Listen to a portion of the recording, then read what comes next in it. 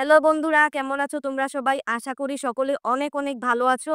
তো আমাদের মধ্যে অনেক নতুন ক্রিয়েটার্স আছে যারা নাকি YouTube এ কাজ করছে নতুন, নতুন। তারা মনে করে যে YouTube মানে হচ্ছে ভাইরাল হওয়া, টাকা পয়সা আর নাম। কিন্তু বাস্তবতা মোটেও এতটা সহজ নয়।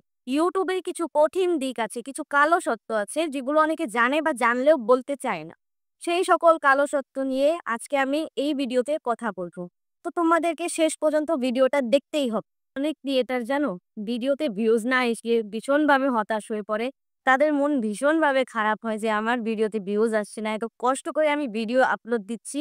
হ্যাঁ, আমি জানি কষ্ট সবারই হয় ভিডিও আপলোড দিতে, একটা ভিডিও শুট করতে, বেশি করে শুটিং এর পরে সেই ভিডিওটার এডিটিং, থাম্বনেইল এডিট করা সবকিছুতে খুবই কষ্ট হয়। কিন্তু এই কষ্টের পরও যদি ভিডিওতে তোমাদের ভিউজ না আসে, তোমরা অনেকে অনেক ডিমোটিভেটেড হয়ে যাও, ভেঙে যাও এবং নিজেদের উপর তোমাদের সন্দেহ হয় যে আমি কি ইউটিউবে কাজ করতে পারবো আজও?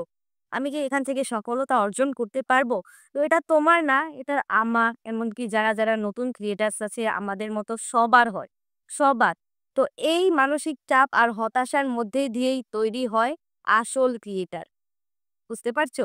আর ভিডিওতে ভিউজ আসুক আর না আসুক, ভিডিও চলুক আর না চলুক, তুমি যদি প্রকৃতপক্ষে কনটেন্ট ক্রিয়েটর হতে চাও, তোমাকে ভিডিও প্রতিনিয়ত বানাতে হবে, নিয়মিত, রেগুলার। ঠিক আছে?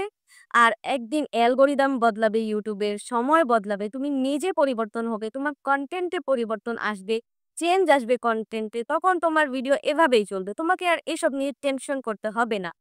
তো তোমার নিজের প্রতি বিশ্বাস রাখতে হবে যে আমি একদিন পারবো। আমার মতো কেউ না। সবাই পারলে আমিও সেটা পারবো। সবাই পারলে আমি কেন পারবো না? এই বিশ্বাসটা তোমার মধ্যে থাকতে হবে। তাহলেই তুমি সহজেই গ্রো করতে পারবে। আরেকটা কথা মনে রেখো, যারা নাকি সহজে হাল ছাড়ে না তারাই সফল হয়। ঠিক আছে?